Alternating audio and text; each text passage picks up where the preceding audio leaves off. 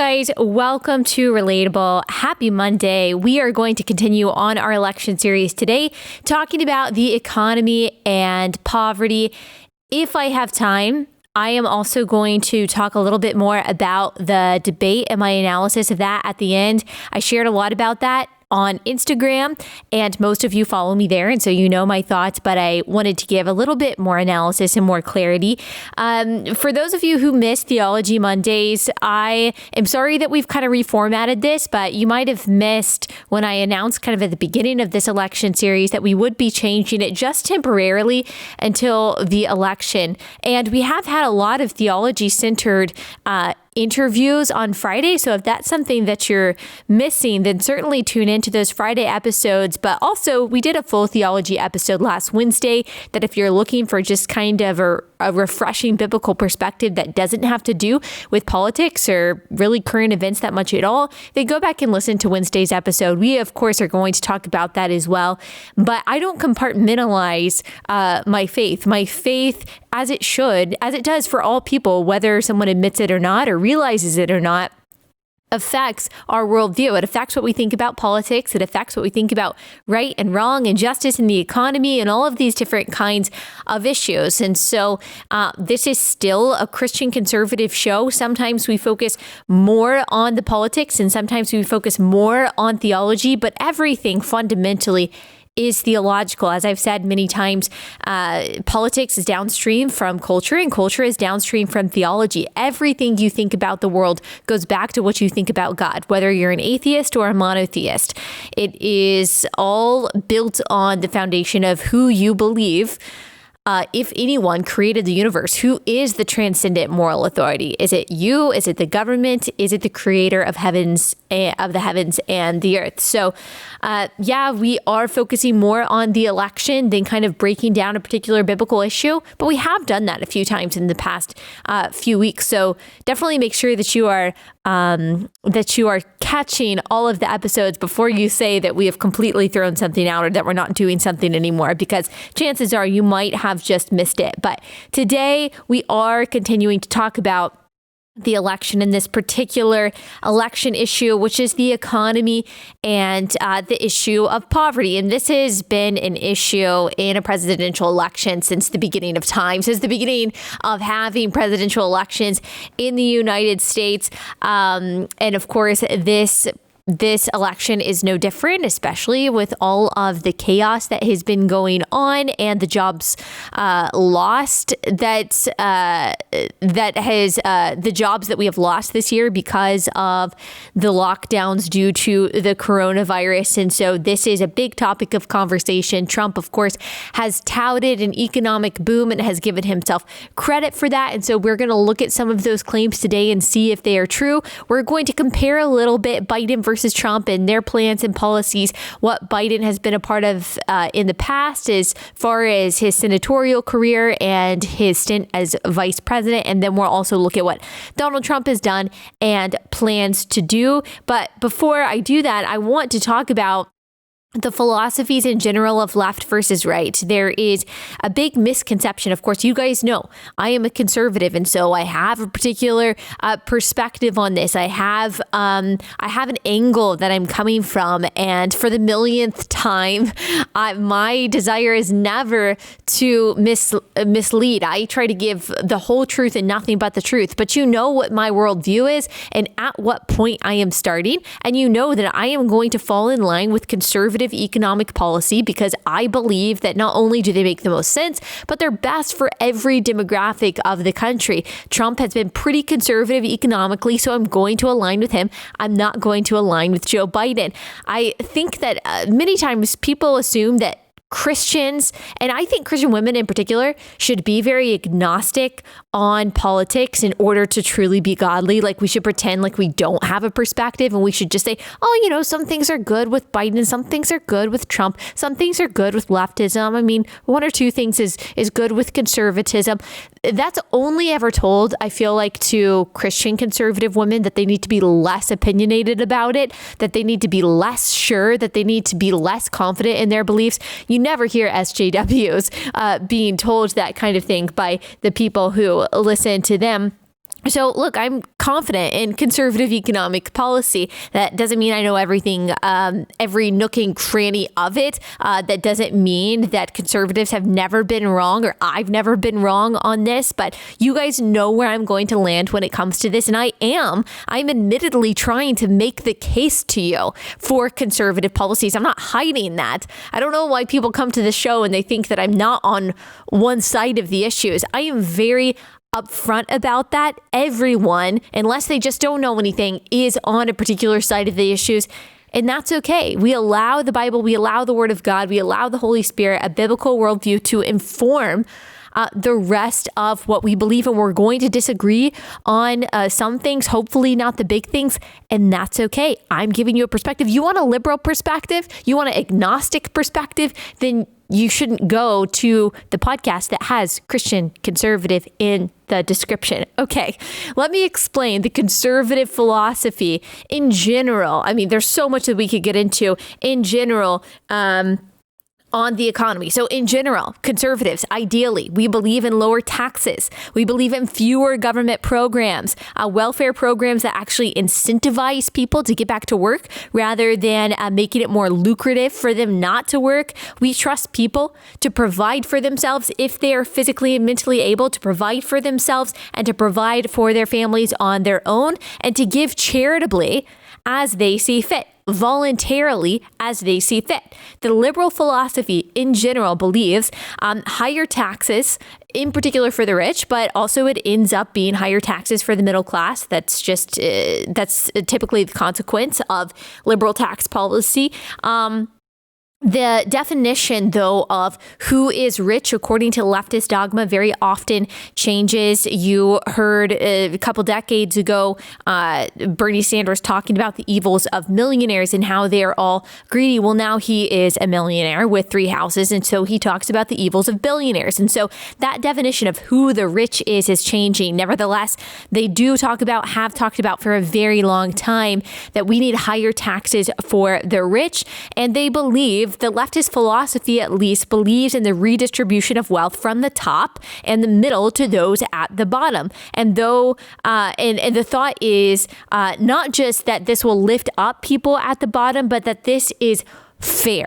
So liberals are concerned with a particular definition of fairness, which tends to mean equal outcomes. Conservatives are also concerned with fairness, but we have a different definition of fairness. We believe in fairness of process. So we believe that regardless of outcomes, people should be treated fairly and equally under the law. Of course, liberals also believe that people should be treated fairly under the law, but they are more concerned with equality of outcomes, and we are more concerned with simply equality of opportunity, whether or not people end up with the same outcomes.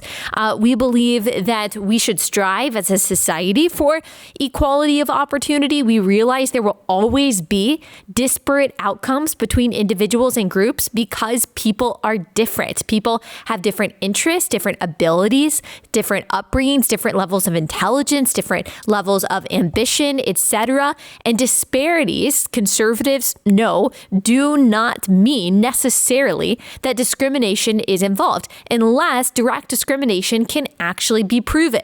So fairness from the conservative perspective, and of course I believe the correct perspective, is that fairness does not mean that everyone ends up with the same lot in life or even a similar lot in life, or everyone makes the same or even similar amounts of money, or that everyone's neighborhood looks the same, but that people are treated equitably, that there are not two justice systems for the rich and the poor. And of course, liberals would also agree with that. The people should have the freedom to pursue opportunities as we see fit. And we realize that there will be people who have greater obstacles in their lives than other people. Some people will have greater privileges than other people.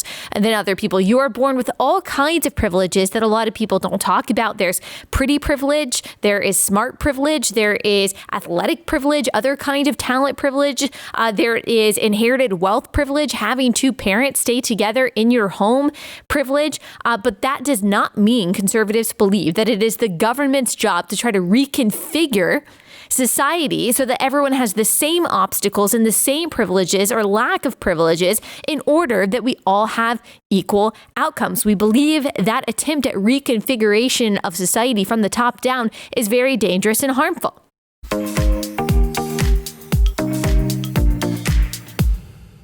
Okay, I got to take a quick break to tell you guys about Gabi Insurance. That is Gabi Insurance. When you've had the same car insurance or homeowner's insurance for years, you kind of get complacent, you get apathetic, and you think, okay, I probably have the best coverage for the best price, but that might not be true. And that is why Gabi exists, to make sure that you are not overpaying for your car and homeowner's insurance. You should see about getting a lower rate for the exact same coverage you already have thanks to Gabi. It takes the pain out of shopping for car insurance. All you got to do is you just go to Gabi.com and you link your current insurance coverage, and within just a couple minutes, other options will come up for the exact same coverage, but for a better price. And if nothing comes up, then all that means is that you already have the best coverage for the best price. And so you can rest assured that you are not overpaying for your insurance. And that's nice to just kind of have that peace of mind to know that you're not spending more money than you have to.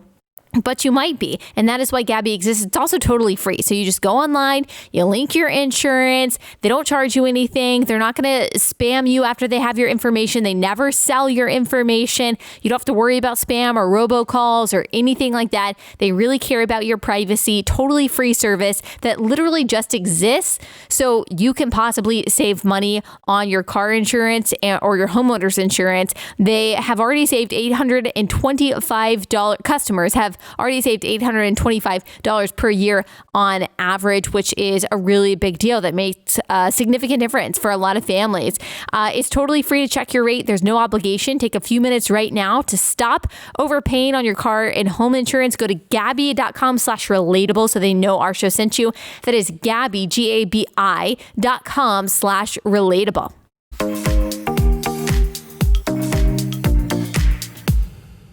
The left's version of fairness is concerned mostly, I should say leftisms, because there are always people who say, well, I'm on the left and I don't believe that.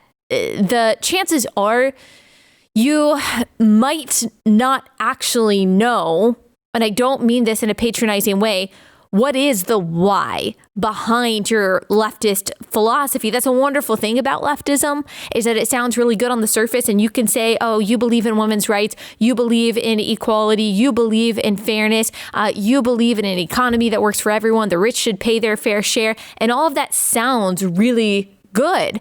And so you have a lot of liberals saying, well, I believe in these things, but that doesn't mean that I believe in all the things that Allie Stuckey says I believe in.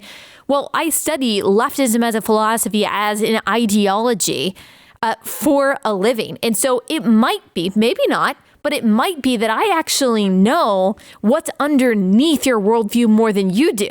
Because you espouse the belief in certain philosophies, but maybe, I'm just saying maybe, I don't know, you have not actually dug underneath the surface to know the cohesive worldview and the logical conclusions and the foundations that some of your views actually belong to.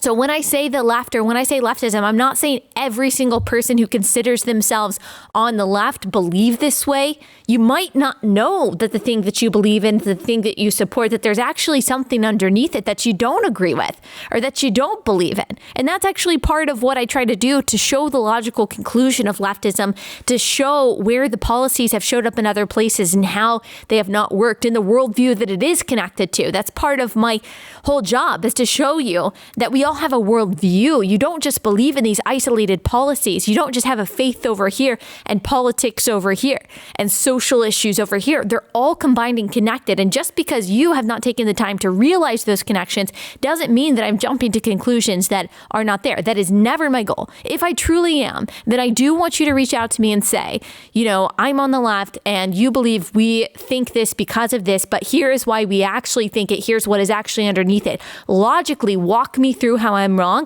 Don't just say, well, no, Allie doesn't really know, because I do study this for a living. And so if you want to logically walk me through, factually walk me through why I am wrong about a particular assertion about leftism, I would love to hear from you. I talk to people every day that I disagree with who listen to this podcast. And we have, most of the time, we have wonderful conversations, unless they get angry or something. So feel free to do that. So when I say leftism, I'm talking about the philosophy in general. It doesn't include every single person who ascribes to it. So again, the left's version of fairness is concerned with outcomes. So you will hear them say the rich should pay their fair share. Well, what is fair? Rich people already pay the vast majority of taxes in this country. The top 50% of earners in this country pay almost 90% of the taxes in this country. They pay not only a higher dollar amount, but they also pay a higher proportion of their earnings in taxes. Fair, typically to liberals, is the amount that will minimize the gap between the rich and the poor. That's what they see as fair. Again, more equal outcomes, less disparate outcomes, because they believe it is unfair, for example, for a billionaire to be a billionaire while a person in poverty is in poverty. They see that gap as proof in itself of an unjust system. They tend to see wealth as finite. If one person gets 3/4 of the pie, metaphorically, obviously, there's only 1/4 left over for everyone else. That's kind of how they see it. So they attempt to make the pieces of the pie more equal through redistribution, more equal in size to make it more fair. Leftists tend to see the rich, especially billionaires, as stealing from the poor. So stealing pieces of pie from the poor, making the poor person's piece of pie smaller while making their piece of pie bigger. Poverty is actually because of the oppression that is caused by the rich. That's kind of the mentality that you see shared by people like Ilhan Omar and AOC and Bernie Sanders and even now Elizabeth Warren. But conservatives don't see it that way, and I would say that conservatism sees it correctly from my perspective. The rich are not rich because the poor are poor, and the poor are not poor because the rich are rich. Not in America in 2020. The solution is not to make sure that the pieces of the pie are the same, but to continue expanding the size of the pie by encouraging more output from the people, not more input from the government.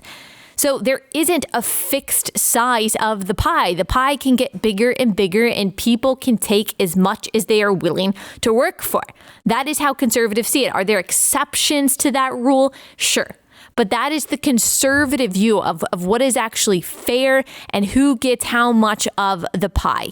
The rich are not rich because the poor are poor, and the poor are not poor because the rich are rich. Economist Thomas Sowell he writes this in his book, Wealth, Poverty, and Politics. He says, it is by no means obvious why we should prefer trying to equalize incomes to putting our efforts into increasing output. People in general, and the poor in particular, seem to, quote, vote with their feet by moving to where there's greater prosperity rather than where there is greater economic equality. Rising standards of living, especially for those at the bottom economically, have resulted not so much from changing the relative sizes of different slices of the economic pie as from increasing the size of the pie itself, which has largely been accomplished without requiring heavy rhetoric, fierce emotions, or bloodshed, which of course is why it is much more difficult to make this a compelling election issue for Republicans, because our pitch is not emotional. Our pitch is that you can do it. Our pitch is that you are responsible, if you're mentally and physically able, to work for yourself and to provide for your family, to create those opportunities. And we want to create, as much as we can, those equal opportunities, but you take it from there, and we believe that you can do it. It's much more compelling rhetorically, emotionally, politically, for people to say, you are pushed down by the oppression of the people at the top, and we are going to rescue you. That is much more appealing. Equal outcomes are impossible outside of tyranny. As Thomas Sowell also points out, in Discrimination and Disparities, if two siblings from the same family end up with different outcomes in life, how is it possible that two people from different families, different backgrounds, different schools, different cities and states should have the same outcome? People are different. And this is going to take us into a direction that doesn't directly have to do with the economy. It will go back to the economy, but it's what I believe is underneath all of this that I think is important to point out. In my opinion, the biggest flaw of leftism is that it continually gets human nature wrong. So whether or not you identify as a Christian on the left, understand that the leftist philosophy especially the brand that is under Marxism, which I know does not characterize the whole Democratic Party, hopefully not most of the Democratic Party, but it is an increasing portion of the Democratic Party that certainly kowtows to Marxism and Marxist organizations like BLM and Antifa and some of the people who admire Karl Marx in the left wing of the party, like Bernie Sanders and AOC, Ilhan Omar, Ayanna Pressley, Julian Castro, and people like that. It is a secularist, humanist philosophy, and God and the idea of human nature, because we are created by God, really gets in the way of Marxism. It gets in the way of leftism. And they have tried really hard to marry Christianity with Marxism by way of social justice. We actually talked about the quote from C.S. Lewis that talks about the problem with trying to do that. But as Marx said himself, he believes that religion is the opium of the masses, that it's actually getting in the way of people's happiness and fulfillment. And that's because his philosophy is an anti-God philosophy. And because of that, I believe leftism always gets human nature wrong. If you don't understand that there is a creator who created us, and he created us with purpose in a particular way, you have this evolutionary mindset that says that people can change according to what society wants, according to societal demands. And leftists not only believe that, but they believe it wrongly.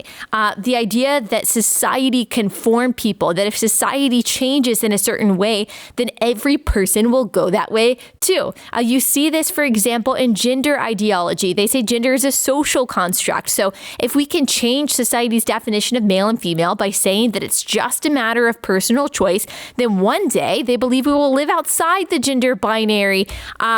People will all identify as whatever individual expression of gender they want. Furthermore, the thinking goes, if we can eliminate sex differences, we can eliminate sex discrimination. There will be no separation in any segment of society based on male and female, and we will all live together in gender fluid harmony. But that won't happen. I'm here to tell you that will not happen. It will never happen. No matter how much academia and public education and the political class and leftist activists are pushing it, it will not happen, because gender is not a social construct. Some expectations and fashion standards and things like that assigned to each gender may be arbitrary and social constructs. Yes, absolutely. But gender is biological. Don't buy into the lie that there's a difference between sex and gender. There is not. Some women may be more traditionally male in how they present themselves, in their interests, the way they talk, the way they dress, but they're still women. That doesn't change that fact. Some men may act more traditionally female, but that doesn't make them any less men. And men and women are different down to our DNA. Our brains develop differently inside the womb. We are physically different, not just our anatomy, but our anaerobic and aerobic capacity, our bone density, our capacity for muscle mass. All of these things are different fundamentally. We have different hormones that affect our mentalities, our behavior. If you watch a group of toddlers, of babies, people who have not been conditioned by society to be a certain way, you will see, except for maybe a minority of outliers, the boys behave a certain way and the girls behave a certain way. This is a good thing. This is a wonderful thing. This is how human beings have always been and are supposed to be. Men and women are fundamentally different in many ways, and we always will be. It is this very human nature that has perpetuated human existence. And of course, we talked about on last Wednesday's episode how purposefully and beautifully, deliberately, specifically, God made them male and female and why he did so. So unless Jesus returns, it will swing back in the other direction. Because truth, whether moral or scientific, is like a beach ball. You can try to push it down underwater with all of your might. You can put all of your weight on top of it. Eventually, it's going to pop back up. And we will see how the eraser of actual definitions of male and female cause chaos in society and families and individual lives. There has never been a society in history that is not, at the very least, organized by male and female. Human beings need these basic categories. We require order. We require time. We require calendars. We require measurements, instructions, guidelines, boundaries, definitions to survive and thrive as cohesive societies. Every tribe and civilization since the beginning of time has needed these things in some form, and we do too. We're already seeing child abuse by way of dressing kids up as the opposite gender, giving kids cross-sex hormones, when in reality, they're kids who will grow out of their confusion by puberty. This stuff has lifelong damage that we don't even know about yet. And unfortunately, so many platforms are silencing those who have detransitioned and who have said, look, I didn't actually get the mental health help that I needed when I was a teenager. You need to read Irreversible Damage by Abigail Schreier. I've had her on my podcast before, talking about these young girls who have been swept up in what truly is a social contagion. It used to be very rare for girls to be involved in the kind of transgender community. And now girls 12, 13, 14 years old are getting swept up into it while they're in those awkward stages of wanting to be accepted and being uncomfortable in their bodies, as all girls are when they're in middle school and early high school. And they're being pushed into and swept into this movement and affirmed by unknowing parents, affirmed by ignorant and backward psychologists, affirmed by doctors, and no one is taking the time to pause for a second and saying, hey, is this actually what's going on? Do you actually have gender dysphoria? Or are you dealing with relationship problems? Are you dealing with an unstable home? Are you dealing with self-esteem issues? Are you dealing with an eating disorder? Are there other psychological issues that are going on that we should treat and care about and focus on before we put you on a path to irreversible damage of your body that you will never be able to recover from? Unfortunately, we're sacrificing our kids and our girls on the altar of this idea that human nature doesn't really exist, that we get to decide what we are and who we are based on the latest societal whim. So ideas have consequences. And I think this is the biggest consequence of leftism, is the denial of human nature. In the debate between nurture versus nature, they always pick nurture, that we can nurture people into being and manifesting whatever society wants at the time. Leftists continually get human nature wrong.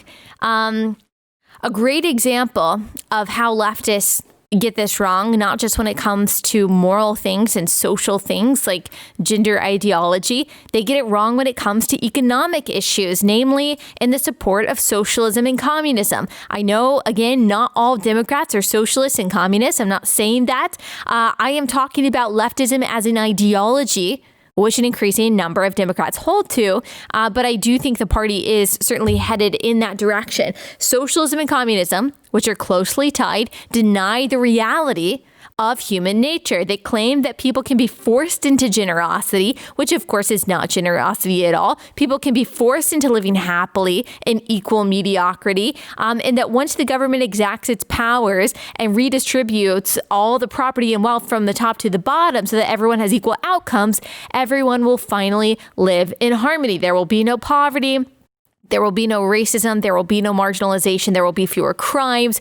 We will finally live in what they believe to be a fair society.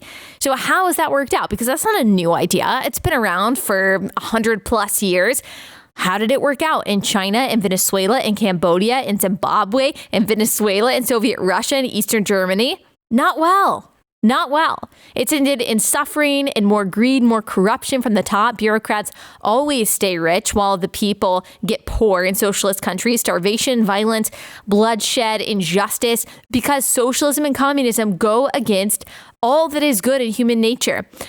Canada, UK, Scandinavia, by the way, these places are not socialist. They are largely welfare states that still have forms of capitalism. In order to be able to fund their welfare state, they still have too much socialized stuff. I still don't think those are good systems, but the means of production are not entirely owned by the state. So they're not fully socialist states. People try to point to these as, well, these are socialist places and they're working out well.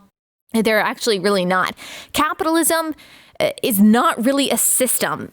Capitalism is something that happens. So a lot of times you hear people say socialism might not be biblical if they finally come to terms with the fact that socialism is not biblical, but neither is capitalism. Capitalism causes oppression and causes all these bad things to happen. So capitalism in its raw form, like in its most natural form, is just something that happens when societies get together. You will remember if you were in my book club and we read Nothing to Envy about ordinary life in North Korea, these people who had only learned anti-capitalism propaganda their entire lives, who were taught to believe their whole lives that the state was their provider, that the Kim dynasty was going to give them everything they needed, that communism was good, that communism was fair, that communism was righteous and capitalism was evil, and that it was actually because of the evil capitalist countries like Japan and America that they were starving. No, communism is good. Well, what happened? They created these black markets, these illegal markets. They started smuggling food from China and trading with each other. And they created this small illegal capitalist economy inside North Korea in order to stay alive. These people had never taken a class on capitalism. They didn't know supply and demand. They didn't know what it meant to be a free market. They actually just knew that capitalism was really bad and evil. And yet, in order to survive, because they didn't have any other choice, because communism and the corruption of the Kim dynasty had so terribly failed them, they engaged in capitalism. Capitalism, supply and demand, again, it's just its most raw form, its most basic form, the most basic philosophy is something that just happens when people get together and they need to provide for their families. Socialism is something that must be contrived. It must be pushed from the top down. And by the way, people who say capitalism isn't biblical, no, God doesn't say that we must have a capitalistic society. And certainly there is something wrong with greed, but capitalism doesn't cause greed. It allows you, it frees you to be as greedy or as generous as you want to be. You can give all your money away in a capitalist system if you want to, or you can keep all of your money. Yes, you can be greedy. In a socialist society, you only have greed. You only have the mentality of entitlement that says, I deserve what someone else has because I have less. That is not a biblical mentality. That's actually covetousness, which is banned in the Ten Commandments. That's actually theft, which is also banned in the Ten Commandments. And so you only have greed in socialism and communism. You have greed in capitalist societies, but you also have amazing generosity that is not possible in communism or socialism. We can look at some verses in the Bible, again, that speak against socialism and for the importance of working, providing for your family, and freely being generous to other people, which, again, is not possible in a communistic and socialistic society in which all of your money is going to the government to be redistributed. Obviously, as I've said, private property was God's idea. 2 of the 10 commandments make that clear. Do not steal, do not covet. That's how important private property was. Ownership of your property, which ultimately Marxism says is illegitimate, that property should be shared. The Proverbs obviously speak to the importance of working hard, investing smartly, not being lazy, not allowing yourself to be indebted to people, but being wise with your money, being a hard worker. Ephesians 4:28, let the thief no longer steal, but rather let him labor, doing honest work with his own hands, so that he may have something to share with anyone in need. And so he does honest work with his own hands. He earns what he worked for, and then he gives generously to those around him. That is what we are called to do voluntarily. The government, outsourcing our generosity to the government is not generosity. I mean, that is compulsion. That is forced redistribution. There's nothing godly about that. 2 Corinthians 9:7, each one must give as he has decided in his heart, not reluctantly or under compulsion. For God loves a cheerful giver. 2 Thessalonians 3:10, for even when we were with you, we would give you this command. If anyone is not willing to work, let him not eat. Remember, AOC's Green New Deal originally said providing economic security for those unwilling to work. That's a sin to God, and it goes against human nature. Like I said, people see capitalism as a system of greed as causing greed. The reality is you are free to be as greedy or as generous as you want to be, but you are not being righteous or generous by by forcibly giving all of your money to the government to redistribute as they see fit. These are bureaucrats who will promise to redistribute your money in a way that is fair and takes care of the least of these. They never do. They never do. Can't trust the government for that kind of thing. You only vote for socialism and communism once. You get convinced to vote for it because you're told that it's compassionate. You're told that it's the right thing to do. You're told that the government does a better job of spending your money and giving your money away than you do. And so you buy into it because you don't want to be a bigot. You don't want people to think that you don't care about poor people. And so you vote for the politician who says that they care about the poor, and they don't actually distribute the money to the poor because they need poor people to remain poor in order to continue to get their votes. That is how it goes. That is the cycle that you might be being duped by. And then they take all the money and the control for themselves, and they have power over your life until you are no longer free. That is the story of every single socialist and communist regime that has ever taken power. Isn't history a wonderful thing? When socialism and communism are implemented, they don't only not deliver on their promises of prosperity and equality, they deliver the exact opposite. They deliver poverty and injustice. And the closer we move in that direction with leftist policies, the closer we will be to that. Democrats have been fighting the so-called war on poverty since the 1960s. And as Thomas Sowell and Walter Williams and lots of other economists have repeatedly pointed out, it doesn't work. And in fact, at the same time, we have seen a rise in crime and the disintegration of the family, which economists like that have actually blamed the war on poverty for.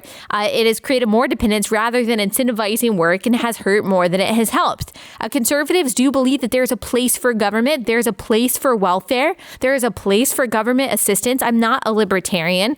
I prefer, yes, that the burden of caring for your neighbor fall on you, fall on individuals in the church. But I understand there are situations in which people need government help. But we believe that that help should encourage work and productivity, if physically and mentally possible for a person, rather than incentivize unemployment like it does in places like California. And that's not just because we want the economy to be helped with productivity, although that is very important, but because we believe in the inherent dignity of work and that it is in human nature to need to work and to be productive. Again, something that leftism often denies. Alexandria Ocasio-Cortez, Democratic representative from New York, a couple years ago, said that we should be excited by automation taking our jobs because that means that we won't have to work those jobs anymore and we will be free to do more of the things that we like to do. Andrew Yang has said, universal basic income will make sure that people don't have to do jobs that they don't want to do. I remember a self-proclaimed communist on Twitter proclaiming there's nothing moral about work. The view on the far left is that work is amoral, that it doesn't carry any moral significance to it. And if people don't want to work, if they want to either just loot or they want to shoplift, that's a far left communist idea. But again, mainstreamed by NPR, obviously being mainstreamed by Black Lives Matter and Antifa right now, who are literally looting in the name of fighting against capitalism. They believe that working for those things is not really important. If you want to do whatever you want to do and not actually work a job, then you should be free to do that, and society will be just fine. But of course, conservatives don't believe that, and Christians don't believe that either. We know that there is something inherently good, inherently moral about work. God created work. He created us to work. Work pre-existed the fall. So Adam was told to work and to keep the ground, to name the animals before sin entered the world. So work is not a necessary evil. Work is something that we are called to do. It is part of human nature. And I'm not talking just about work that actually brings home a paycheck. I'm talking about being a stay-at-home mom. I'm talking about being a volunteer. I'm talking about taking care of your home. Any way to be productive that provides something that is necessary, provides something that is virtuous and good, provides a service or a product that people actually need is good, productive work that God calls us to for his glory. God created humans to be productive. Without work, without productive work, we become listless, we become purposeless, our minds atrophy, and we get depressed. And so again, the leftist philosophy on work is against human nature if you believe that it is amoral. So any policy, I believe, needs to incentivize people to work. It needs to reward work and hard work. I don't believe in institutionalizing envy by saying that those at the top that those at the bottom deserve what was made by those in the middle and at the top. Do I believe that people who are rich should be charitable, that they should pay their employees well, that they should take care of them well, rather than hoarding wealth themselves? Yes, I absolutely do. But do I think it's the government's job, again, to reconfigure society, to try to eliminate greed, something that they will never be able to do? You can be greedy as a poor person or a rich person, by the way. No, I don't. And I think that actually ends up being very harmful. Of course, as we know, the problem with socialism is that eventually you run out of other people's money. So all of this said, we see from Trump's economic policies, for the most part, that the conservative philosophy that I've just explained is represented. There was the 2017 tax bill. It did a few things according to the Hoover Institute. It dropped the top rate from President Clinton's 39.6% to 37%, and it dropped most other tax rates as well. It raised the standard deduction for those who don't itemize from $13,000 for a married couple filing jointly to $24,000. And eliminated the personal exemption, limited to $10,000, the state and local tax deduction for those who itemize, increased the child tax credit from $1,000 to $2,000, ended the individual penalty that had been imposed by President Obama and Congress under the Affordable Care Act. That is obviously extremely controversial. That's why the left say, oh, he wants to take away your health care. Well, what he's doing is making sure that it is you're not forced onto Obamacare if you don't have insurance. And we talked about that in the Amy Coney Barrett episode, how controversial and arguably unconstitutional that individual mandate was. Raised the exemption on the alternative minimum tax from $86,200 to $109,400 for married filers. Doubled the estate tax exemption from $5.6 million to $11.2 million, permanently reduced the corporate tax income rate to 21%. For most corporate income, it had been 35%. So a major drop there. And I actually heard Joe Biden say, well, it was a very confusing statement. Again, one of the reasons why I think Trump should have just let Biden talk more, because he digs his own grave. He was saying how, he literally said, like, I'm going to get rid of a bunch of those taxes, like 21% corporate tax rate. It should be higher than that. It should be 28%. What? I don't really know what he was saying, but Trump, in the 2017 act, he dropped the corporate tax rate to 21%, allowed full expensing of short-lived capital investments for 5 years, allowed repatriation at a tax rate of 15.5% on what at the time were deferred foreign profits, eliminated the corporate alternative minimum tax. So the Tax Foundation estimated that the increase in the U.S. capital stock due to the tax cut in the long run would be 4.8%, which is a pretty significant number. And one of the accomplishments that people don't talk about quite enough, that I think conservatives should be highlighting more, is the deregulation that has happened under the Trump administration. And the administration has tried to slow the growth of these new regulations. It started at the very beginning of his time in office. He had a 2-for-1 executive order that required at least 2 prior regulations to be abolished for every new regulation issued. That is an awesome policy. The administration, according to Clyde Wayne Cruz, vice president for policy at the Competitive Enterprise Institute, a pro-market think tank, he said that the Trump administration in fiscal year 2018 undertook 176 deregulatory actions and 14 regulatory ones. That is a ratio of 12.1 to 6. And this is why that that matters for the economy. The cost savings for that deregulation amounts to about $23.4 billion. That's, it's kind of a small amount, but it does matter. The Council of Economic Advisors estimates that after 5 to 10 years, this new approach to federal regulation will have raised real incomes by $3,100 per household per year, which is a big deal for a lot of families. Sure, it might not be a lot to someone like Nancy Pelosi, who is worth hundreds of millions of dollars,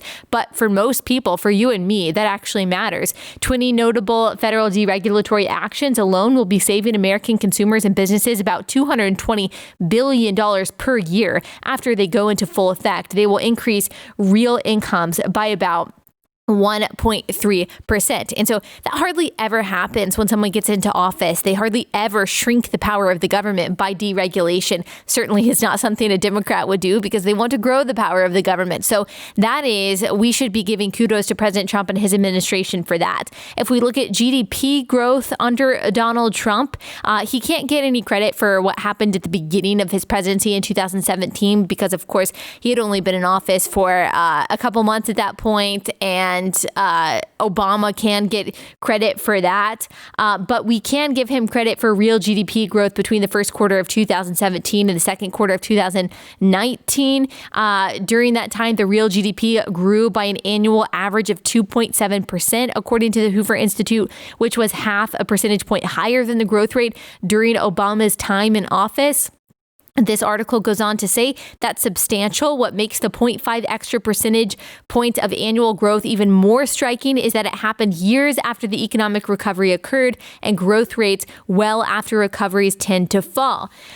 Also, according to President Trump's White House's own site, the employment rate reached its lowest level in half a century in 2019. Unemployment rates for African Americans, for Hispanic Americans, for Asian Americans, Americans without a high school degree, and disabled Americans have logged record lows. The Trump economy is bringing workers off the sidelines after they were left behind for years. The prime age labor force has expanded by 2.3 million under President Trump after shrinking by almost 1.6 million under the previous administration. Prior to the coronavirus pandemic and that resulted in the quarantines and the lockdowns and all of that, the U.S. economy was booming. The unemployment rate was at the lowest that it had been since 1969. Hourly earnings had risen to their highest level since the fallout of the 2008 to 2009 recession, especially among blue-collar workers. The GDP growth, it exceeded our expectations, including those of the nonpartisan Congressional Budget Office.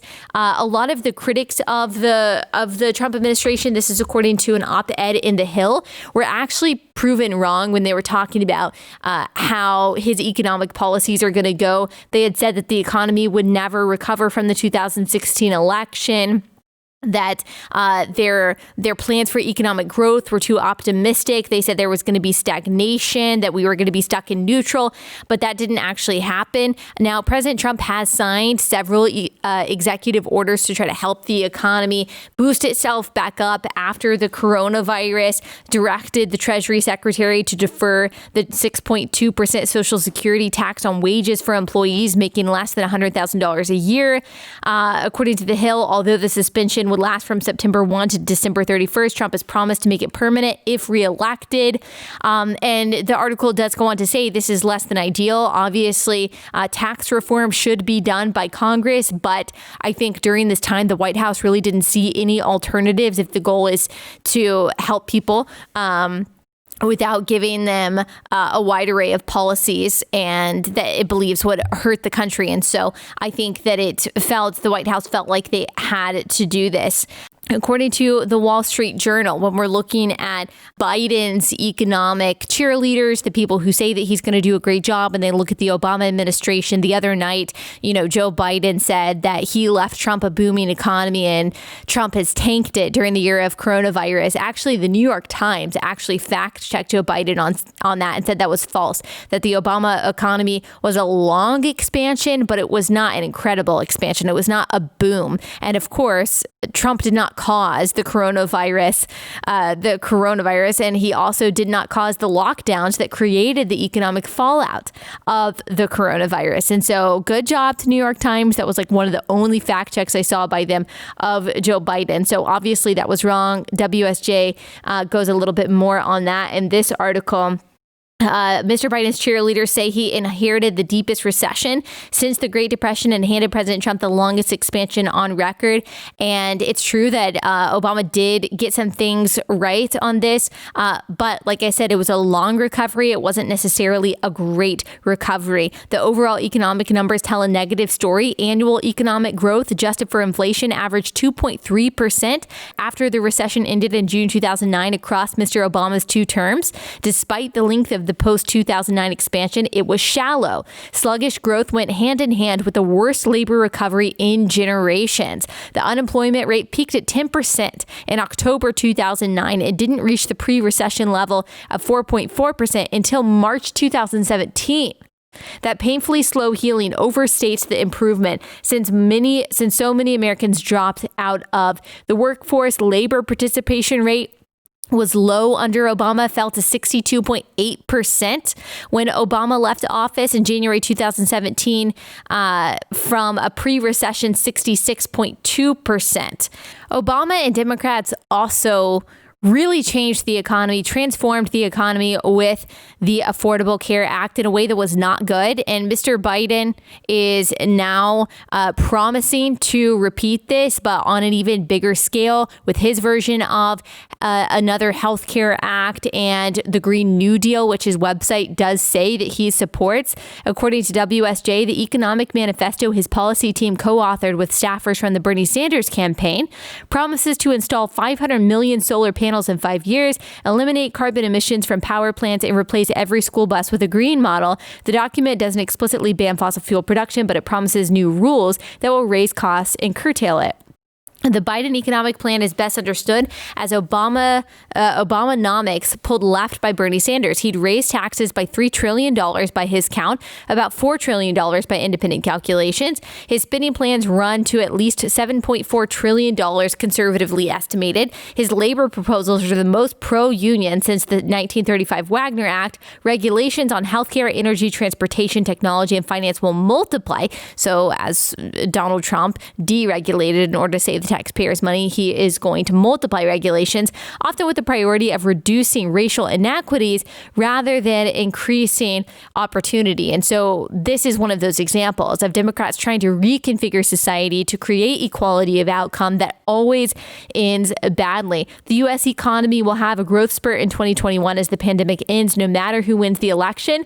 But over time, these destructive policies will inevitably lead to slower growth. The Fed will be called to do even more, perhaps including bond purchases of private companies, and modern monetary theory's debt monetization. Asset holders will benefit more than wage earners. This may not matter in the election since Democrats and Donald Trump both want to make this a referendum on Donald Trump, but voters should be under no illusions about what they're buying in the Biden agenda and under no fog of amnesia concerning what happened last time. So there's been this myth that the Obama economy was wonderful. And while there was a recovery there, like this article points out, and even like the New York Times pointed out, it was a shallow recovery. It was not a booming economy. Labor participation was low, and it was not this wonderful gift that was handed to President Trump, which he just has simply carried on.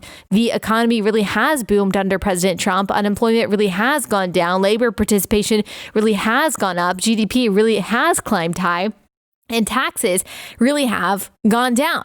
And of course, the left doesn't want us to believe that. They don't want us to hear that because that is one of the winning issues for Donald Trump. I do think that is part of why Democratic states and Democratic cities have continued to lock down, even when the science tells us that that's not necessary. Sweden is going to end the year with 0 deaths and 0 hospitalizations, and they never shut down. And so we don't know that the science of lockdowns is good. We don't know that these lockdowns, the way that we have completely shut down businesses and people's lives, has actually worked at all. And yet Democratic governors, Democratic, city councils, mayors have continued to push these regulations. I think in part because they do not want an economic recovery that President Trump is going to be able to take credit for. And I do think that is part of what is behind all of this in the United States. But the fact of the matter is that Trump is not to blame for the economy going down the tubes this year, not just because he didn't start the coronavirus, China did, but also because he is not the one who has set these draconian, unscientific lockdowns on people's lives. Whereas Joe Biden, he believes that we need to continue to shut down the economy. He believes that we need a universal mask mandate, and that is going to be what puts us back on track. The science just doesn't prove that is true. And so with Biden, you're looking at higher taxes. He admitted that. He has admitted that twice now. He has admitted that we are going to have higher taxes. He will have to raise the taxes on the middle class. He says that he's not going to, but the plan is going to require that, especially to pay for the environmental plan, the climate change plan that he has.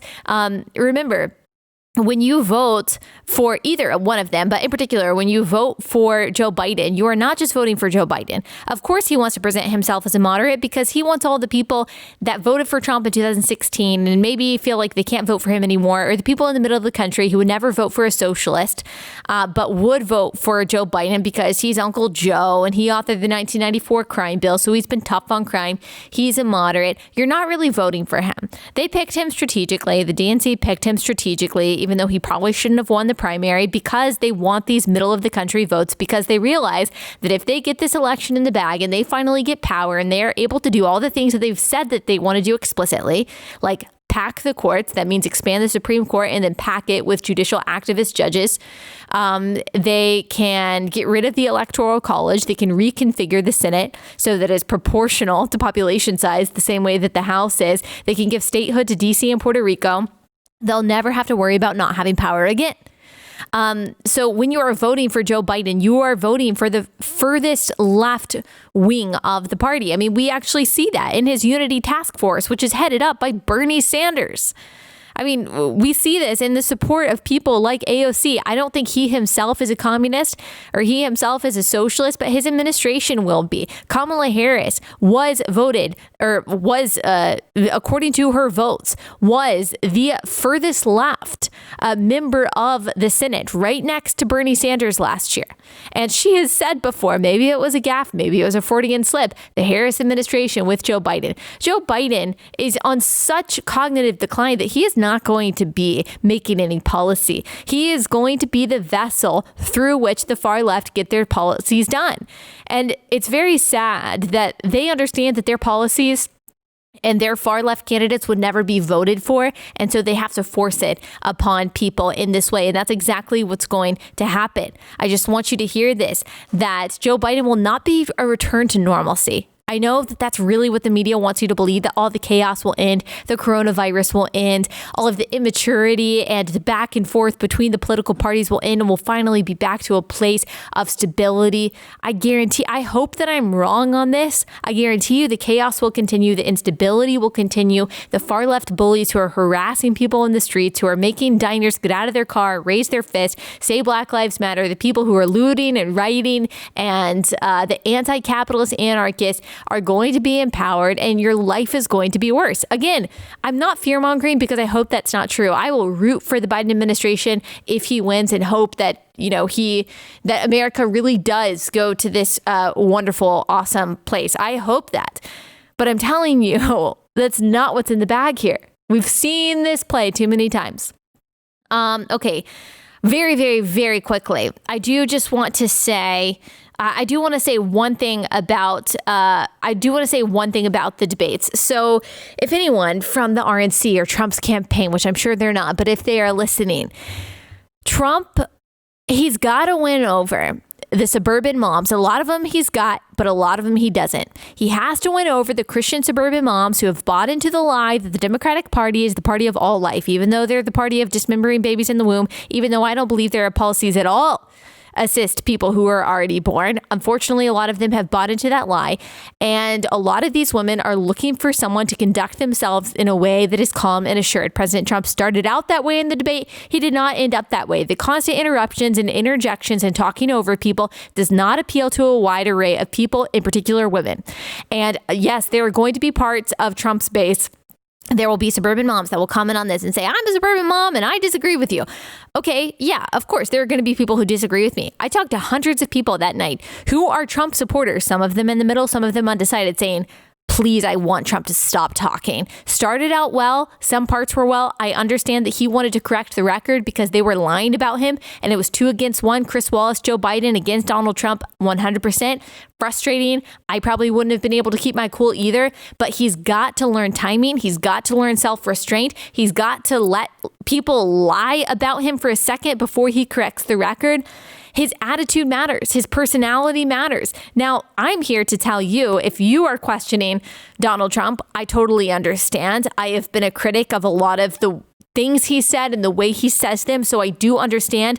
But Trump's personality, his insistence upon interjecting is not going to be what shapes America, is not going to be what affects your life, your child's life, and the lives of your children's children. It is not going to shape the future of the country, but policies will.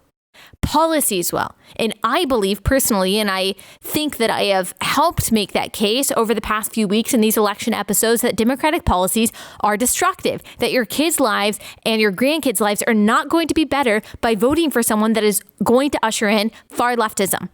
I know that Joe Biden might seem like he is more polite, which he's really not. Like, if you've seen him with voters that he disagrees with, calling the guy fat at a town hall, saying that he'll challenge him to a push-up contest, telling the guy, getting in his face in the factory that one time when he was taking a factory tour, that he was full of BS, saying the actual words because the guy was saying something that he didn't like. I mean, the guy, Joe Biden, certainly flies off the handle, has all of the character flaws that Donald Trump has.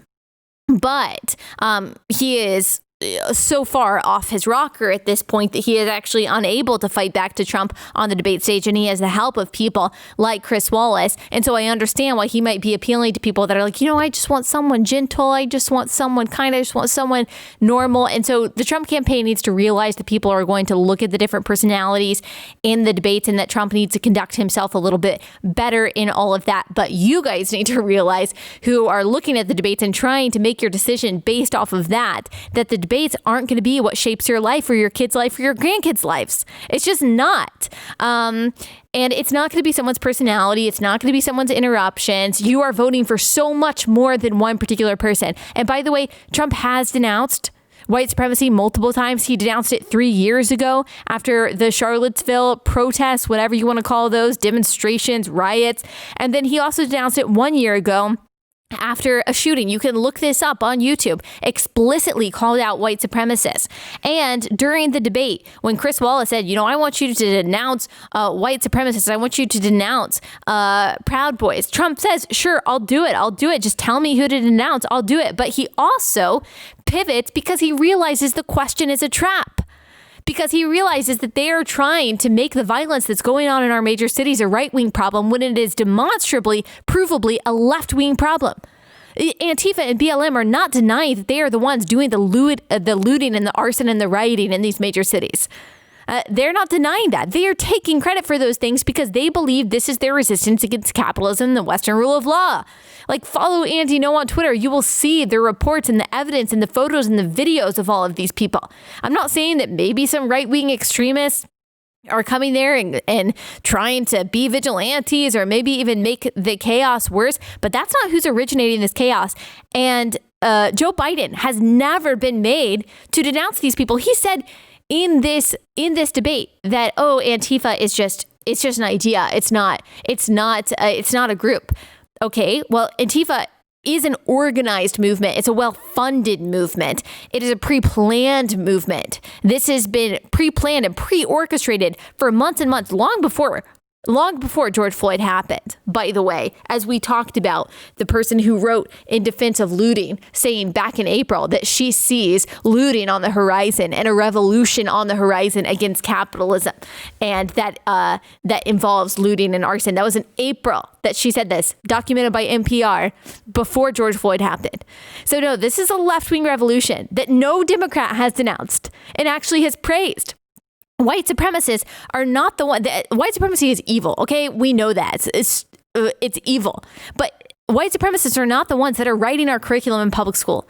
Like, they're not the ones that are in our that are in academia, that are in the highest levels of federal office and federal agencies, preaching their theories the way that far left activists are preaching critical race theory in a way that's going to divide us. You are not seeing entire corporations and politicians, political parties, and sports teams going out and supporting white supremacists, but you are seeing them preach the divisiveness of critical race theory and the false narratives that go along with critical race theory and Marxist organizations like Antifa and BLM. And so Trump, trying to divert attention away from that question, is saying, I see that you have me in a trap. Look, we're in a tornado right now. You guys are asking me about floods, and I'm trying to deal with the tornado. We can deal with floods when floods are our main problem, but right now tornadoes are our main problem. And Biden and the Democrats are like, oh, no, but you must like floods then. It's craziness. So those are my thoughts on that. I just wanted to give some brief analysis. I have more to say, but this is once again another long episode. So I'm just going to end it there. Hope that was helpful. I will be back here on Wednesday. See you guys then.